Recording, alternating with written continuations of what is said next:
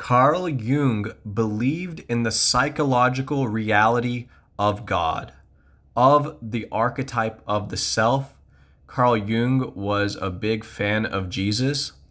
And yet, despite this, Carl Jung was also a fan and kind of student of Friedrich Nietzsche.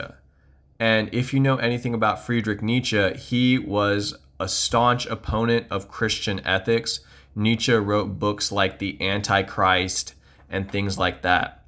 So how do we explain this Jungian fascination with, religion and spirituality, and also Jung's interest in Friedrich Nietzsche, who, so famously proclaimed that God was dead?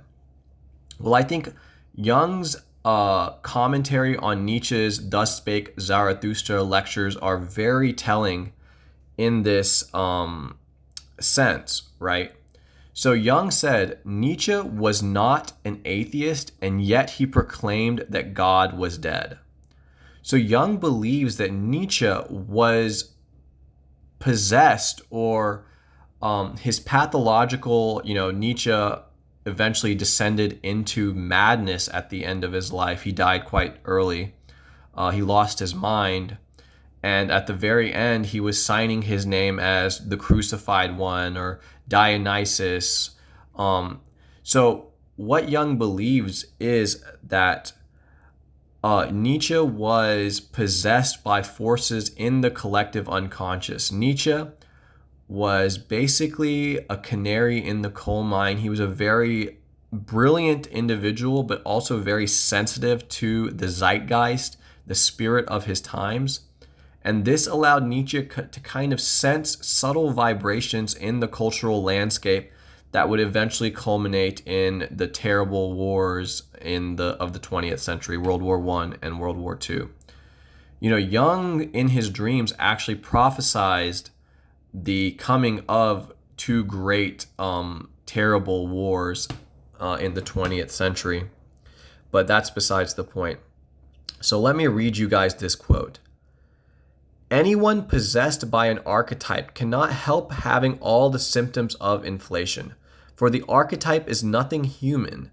No archetype is properly human. The archetype itself is an exaggeration, and it reaches beyond the confines of humanity. So what Jung is basically saying, and then Jung goes on to describe how Friedrich Nietzsche was possessed by some kind of archetype. There was an encounter between his ego, Nietzsche's pathological ego, and the greater self, which is a force beyond the conscious and unconscious mind, but very clearly it influences human life and human destiny and human consciousness through the archetypes of the collective unconscious.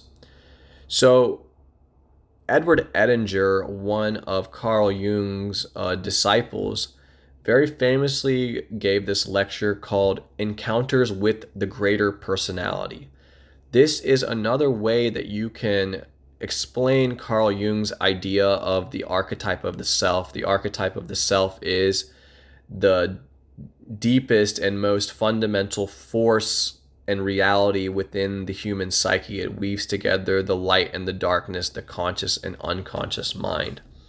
But what Edinger just says is, when this archetype of the self, this greater personality, this greater being wounds or encounters the ego or the little individual human consciousness, the great literary works of history are often a result of this encounter, right? You have Krishna, the self, and Arjuna, the individual. In Nietzsche's case, you have Zarathustra as the self. In other dialogues throughout history, you have, this dialogue between the highest divine center and the lower egoic conscious mind, which is, as long as you have a conscious mind, you are bathed in an ocean of unconsciousness, and the self is that thing that mediates those two realities, the little light of consciousness and the great mystery of the unconscious. But I guess I kind of digressed there. But I guess that's all I have to really say. Yeah, all right. I just kind of freestyled on that one. I'm just gonna start doing. This is how I'm gonna do my videos from now on.